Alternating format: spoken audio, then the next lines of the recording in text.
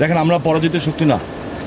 আমরা ভাবতে পারিনি যে তারা এত জঘন্য হবে। ওনারা কোনো রাজনীতি করেন না। $1 মিলিয়ন $1.5 মিলিয়ন মাল পুড়িয়ে দিয়েছে, 26টা এসি বাস পুড়িয়েছে, আওয়ামী লীগের বিষয়ে হামলা করেছে।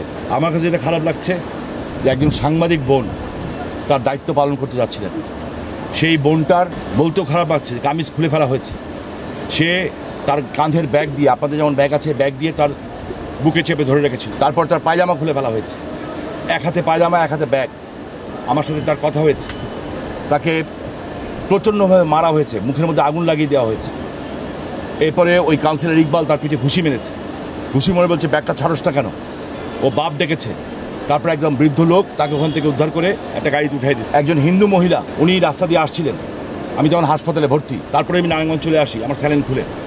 ওই ভদ্র মহিলা এবং তার মেয়ে সম্ভ্রান্ত, আমি নাম বলবো না, খুবই সম্ভ্রান্ত।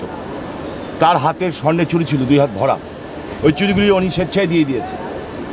পরে মঙ্গলসূত্রটা চেয়েছে, উনি বলছে বাবা এটা নিও না, বাবা বলে বলছে বাবা এটা নিও না। মঙ্গলসূত্র টানতে যেয়ে ওই মহিলার ব্লাউজ খুলে ফেলা হয়েছে। তখন ওই মহিলা কী অবস্থা হতে পারে চিন্তা করতে পারেন। তারপরে তার মেয়ে 15 থেকে 16 বছর বয়স, মেয়ের শরীরে কোনো অর্নামেন্টস ছিল না। ওই মেয়েকে বলা হয়েছে তোর কাছে কী আছে, মেয়ে বলছে আমার কাছে কিচ্ছু নাই।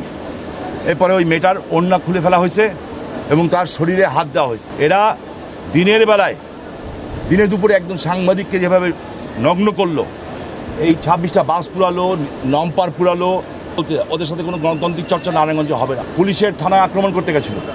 নারায়ণগঞ্জ শহর, ফতুল্লা, সিদ্ধিরগঞ্জ খালি করতে আমাদের 1-2 ঘন্টার সময় নিয়েছি আমরা। কিন্তু ওদের সমস্ত আস্তানাটা ছিল এই সাইনবোর্ড এলাকায়। এবং এটা নারায়ণগঞ্জের লোক না, সারা বাংলাদেশ থেকে এসে ওখানে জমায়েত হয়েছিল শিবিরের ক্যাডাররা, জঙ্গিরা। সো যারা যারা জঙ্গিদেরকে আশ্রয় দিয়েছে এবং এই ঘটনাগুলি করতে সহযোগিতা করেছে, আমরাও তাদেরকে মুক্তিযোদ্ধা যেভাবে ফাইন্ড আউট করেছে, ইনশাল্লাহ আমরাও তাদেরকে মুক্তিযুদ্ধ সন্ত্রাসী হিসাবে ফাইন্ড আউট করবো এবং যা করার দরকার তাই করব এবং প্রতিশোধ না শুধু প্রতিঘাত করব।